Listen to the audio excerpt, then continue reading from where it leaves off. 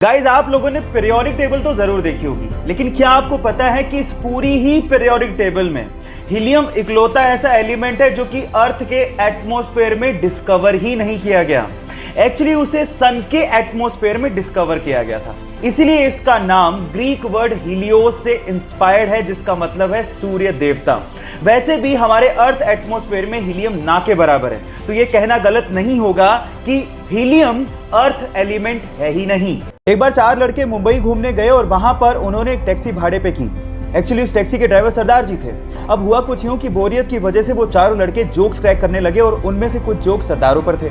जब भी वो सरदारों वाले जोक्स क्रैक करते, सरदार जी को बड़े ध्यान से देखते, लेकिन सरदार जी कोई रिएक्शन दे ही नहीं रहे थे। जब पूरा दिन खत्म हो गया तो उतरते वक्त उन चारों लड़कों ने सरदार जी को कहा कि हमने सरदारों पर इतने जोक्स क्रैक किए, आपको बुरा क्यों नहीं लगा? तो उन्होंने तब भी कोई जवाब नहीं दिया और 100 रुपए देते हुए कहा कि अगर तुम्हें पूरी मुंबई में कोई सरदार भिखारी मिल जाए तो उसे मेरी तरफ से 100 रुपए दान कर देना। वो चारों लड़के पूरे दिन मुंबई घूमते रहे, लेकिन उन्हें कहीं सरदार भिखारी दिखाई नहीं। तब उन्हें समझ में आ गया कि हम मजाक जरूर उड़ाते हैं, लेकिन इससे मेहनती लोग होते भी नहीं हैं। गाइस, इन सरदारों के लिए एक हार्ट तो बनता है। आप लोगों ने ज्यादातर होटल्स में ह्यूमंस को काम करते देखा होगा, लेकिन चाइना में दुनिया का इकलौता ऐसा होटल है जहां पर ह्यूमन एम्प्लॉय है ही नहीं। तो वहां काम कैसे होता है? वहां काम होता है रोबोट्स के द्वारा, छोटे से लेके बड़े काम तक, रिसेप्शन से लेके रसोई में खाना बनाने तक और उसे परोसने से लेके सफाई तक का काम रोबोट करते हैं। और इन सारे रोबोट्स को एक सेंट्रल कंप्यूटर कंट्रोल करता है। वहां पर रूम को खोलने के लिए फेस लॉकिंग सिस्टम लगा हुआ है। गाइस, इस पूरे होटल को चाइना की अलीबाबा कंपनी ने बनाया और इसका नाम है फ्लाइजू। ऐसी टेक्नोलॉजी, ओह माय गॉड, मैंने तो पहले कभी। इरिन नाम की एक महिला बहुत समय से बंजी जंपिंग करना चाहती थी। एडवेंचर किसे नहीं पसंद, और इसके लिए वो जाम्बिया गई और उन्होंने दिन चुना 31 दिसंबर 2011 का। लेकिन जिस नदी के ऊपर से वो बंजी जंपिंग करना चाहती थी, उस नदी में बहुत सारे मगरमच्छ थे।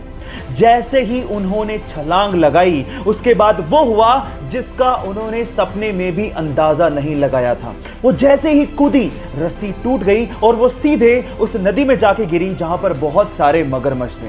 नदी का बहाव बहुत तेज था, लेकिन उस बंदी ने हार नहीं मानी और जैसे तैसे करके पत्थरों से टकरा टकरा के वो किनारे तक पहुंची और अपनी जान बचाई।